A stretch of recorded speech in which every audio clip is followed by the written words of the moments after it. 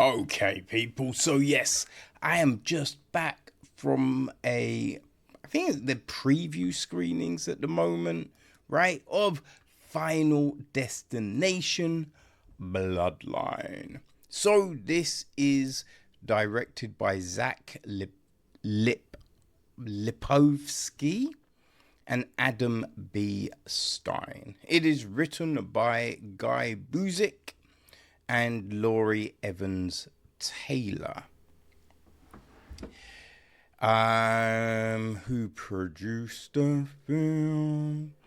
It is produced by John Watts, Sheila Hannanan Taylor, Craig Perry, Diane McGungle, Toby Emmerich. Executive produced by Richard Brenner, Pete Chippetta, Andrew Larry, Dave Neustadler, Chris Pan, David Siegel, Anthony Titanegro, and Warren Zid. It is co-produced by Bliss McDonald, Alice S. Kim. Okay. Tim Wynn took care of the music.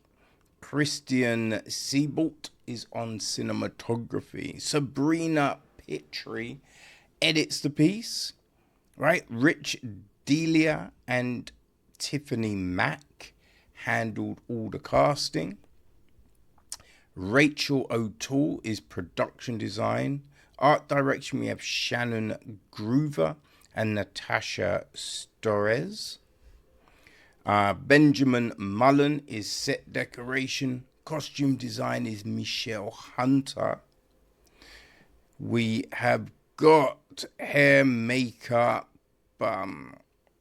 special makeup, all of that jazz, right? We have Maddie Bissett, Tiffany Gigi Brooks, Amber Krombach, Dorothy Deutschman, Brittany Isaacs, Amber Kemper, Sandy Lindala, Toby Lindala, Sharon Markel, Sophia Phillips, Christopher Mark Pinney, and Krista Sella. Okay, so I think now we're on to our cast, right? So we have got Stefani Reyes, played by Kaitlyn Santa Juana. Her brother Charlie is played by Teo Briones. Right, their dad, Marty, is played by Tinpo Lee. Their mother, Darlene, is played by Rya Kihlstedt, I think. Right, then we've got Darlene's brother, Howard, played by Alex Zahara. Right, his wife, Brenda, played by April Telek. We then have got Howard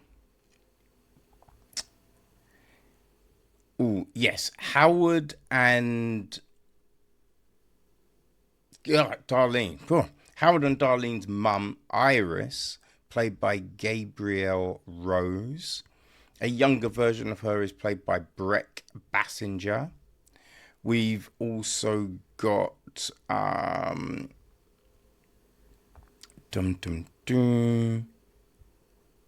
husband. Yes, her husband, Iris's husband, Paul Campbell, played by Max Lloyd-Jones. Right, so then we've got Howard and Brenda's children. There is Eric Campbell, played by Richard Harmon. There's his brother Bobby, played by Owen Patrick Joyner. And they've got a sister, Julia, who is played by Anna Law. Who else do we have? Stephanie's uni friend Val is played by Brianna Llewellyn.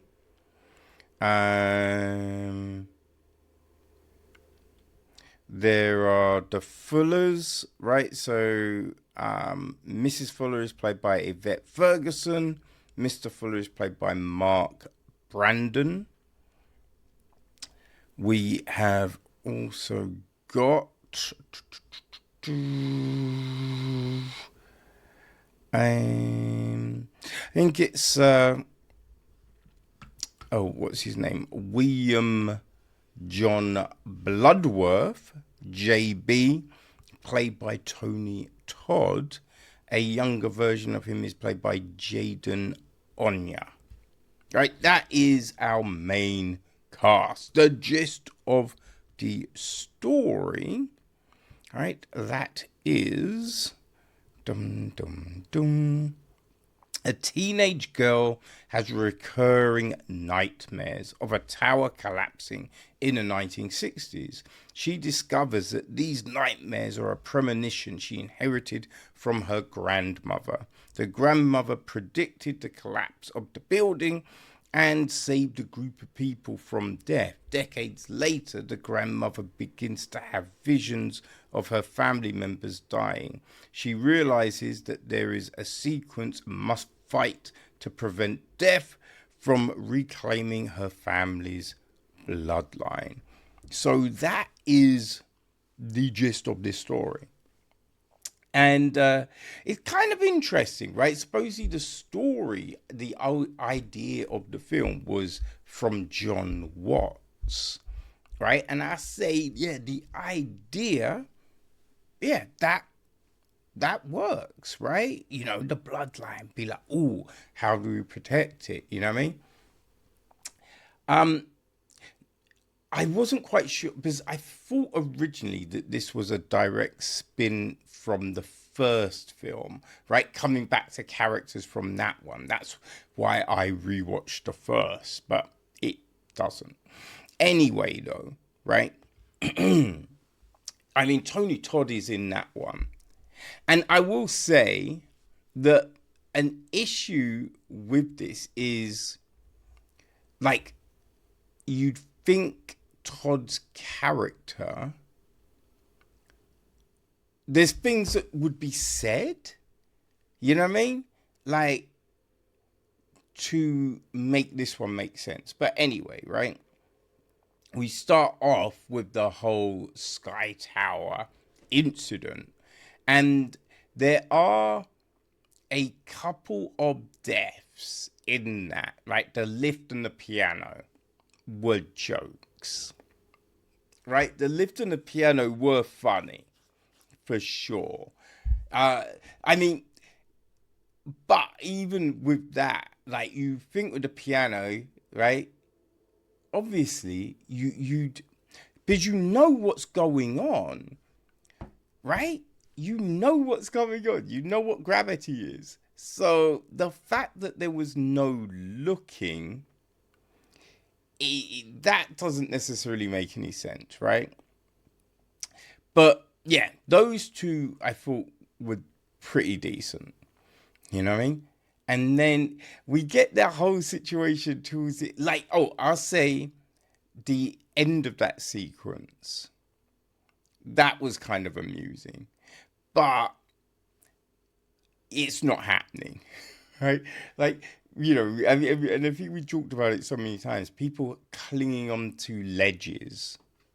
Like the strength it takes to hold on to a ledge is crazy, right? And even if your arms are strong enough, if your fingers don't have any strength, right? You don't have any grip strength, it doesn't matter how, you know, in shape you are, right? Because that's where it is. So yeah, there's things, but then we get into Stefani right?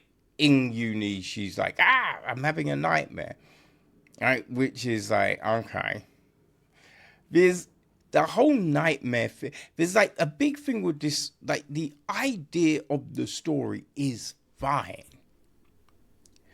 But I think one thing that comes with these kind of films is the execution, right? It's how do we get from here to here? That's always the big thing.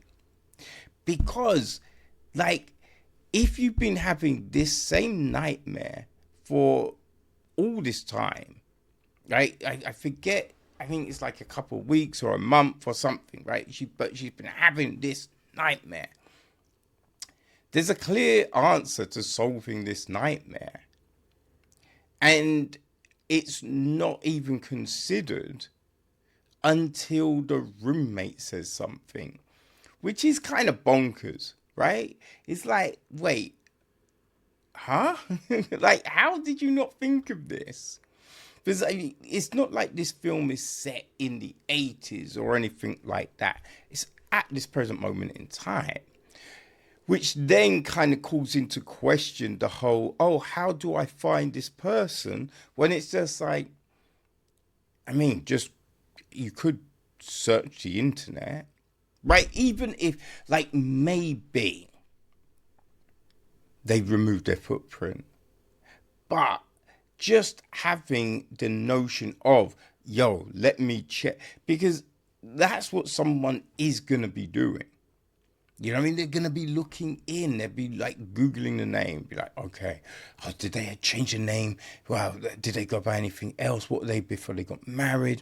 Let me try all of these different things, right? Just seeing. Because even if you're not on some of these platforms or you don't have your own profile, sometimes motherfuckers will upload your photo and tag you, right? You know what I mean? So it's just like, there's a possibility that isn't even approached. But we have all of this, right? We have all of this. And then it's like the discovery of a lot of things and like, okay, how can we stop everything? How can we stop everything? That gets a bit, it's, well, even before that, we have, like, when Stefani comes back from uni, there's this whole weirdness between her and the rest of her family that, like, there doesn't feel like there's any like the connection between all of the supposed family is a bit weird. It doesn't necessarily feel like they are family, they are friends or anything like that, right? And you get this weird thing of equating her to her mum that walked out on them. Right? She's been away at uni. And it's just like, well, you only come home for holidays. And it's just like, you'd think, okay, someone's away at uni. So I'm going to think that they're studying, right? So all their time is study. You change the parameters of things, right? You're not expecting someone to call every second. You know, if they do, cool. If they don't, obviously they're studying, man. Things will change. They're going to be a lot busier. So we have, like, these things that aren't considered, and you're just like, wait, is everyone a moron? Like, huh? Right? But yeah, then it's just like the whole, how do I find this person? It's just like, I mean, come on now. Just fucking Google. Like, Google. Just, just to start things off. But when we first see where Iris is, let's say, well, we see where she is. And then later in the film, you just think, hold on. You couldn't do that. Because when we first saw it, right, there's all of these things to hinder.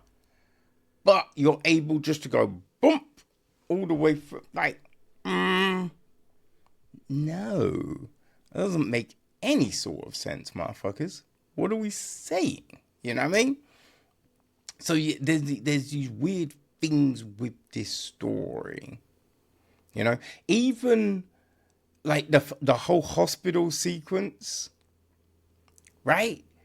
This whole hospital, which firstly, I'm like, I don't even believe the magnetization. Maybe that's a word, right? I don't think it's that strong, firstly. Secondly, you're telling me that any of these professionals outside aren't going to go, oh shit, this might be a right? You're not going to be like, I don't know what's happening. Like, you would know. You would know, right? So, yeah, like there's these things that are goofy and you're like, it doesn't add up, right? It doesn't add up. I mean, for me, like a big thing with this film is the monkey. Because the monkey was so fucking good. You know what I mean? Like the monkey was so good. And I feel things made more sense. Right? You go, oh yeah, that I can see that happening. Right? Like, oh yes, that would because of this, this, and this. Right? So the way that was constructed and laid out, everything, you're just like, yes. With Final Destination Bloodline, it is, I would say, very similar to, like, you know, the first film in how certain things are, you know, just the way things are set up don't necessarily make any sense, right? Like, things exploding the way they do. You're like, I don't think anything's exploding like that. What are we saying? You know, it's all a bit like, And then I thought the ending was so unsatisfactory. Right? It was so, just because you don't stop like that. Right? You're so sure, you just keep on keeping on. You know what I mean? And you're just like, I don't know, man. I don't know. Yeah. Now, listen, here's the big thing. It's not like I don't like these, because as I said, I thought the monkey was great. I love the monkey. Right? And that's not even because my boy Ed handled the VFX. You know what I mean? It was just good. Right? And because that was the worry going in, be like, oh man, what if it's bad? What if I don't like it? Right? Because my boy's working on it, man. But it was really good. I enjoyed the fuck out of it. Now, I can't remember how many of the Final Destination films I've actually watched. I definitely have not watched. I think I may have only seen the first two. I think, right? And then after rewatching number one this week for this, I would say, if you're a fan of the films, you will like this one, right? It's like friend from work. She loves a horror, right? And she likes these films. So I feel she will enjoy Bloodline. And because it plays, they're using the same dynamics, right? They're using the same kind of like death strategy, right? The similar setups, and like it's not like they've copied anything from the first film per se, but the way it builds to things is very familiar, right? So if you've enjoyed the other films, I think Bloodline will fit into the whole ethos for you. You know what I mean? And you'll just be like, oh yeah, no, this feels like home, right? That's the thing. It will feel like home for you. So yeah, I think you will dig it. Me, not as much. As I said, there's things that I thought were okay, things that worked. I did think it was a better send-off for Tony Todd than Werewolf Games. Right? Because Werewolf Games was just like, oh, I don't know. And I think that really sums it up sometimes for actors. Right? When we see like performances that they're not like terrible, but we know we've seen better from them. Right? I think it definitely comes down with how they're directed, because then you can see someone and you're like, yeah, that was solid. That was a solid performance. So I think it was actually a good send-off for Tony Todd, you know? But yeah, if you love the monkey and you're hoping for something along those lines, this ain't it. This ain't it. But as I've just said, right, if you enjoy the other Final Destination films, then this is it for you. This is gold dust for you, right? This is like, yes, this is good. I enjoy this. So yeah, bear those things in mind, because when this drops, it will be out on wide release. Final Destination Bloodlines.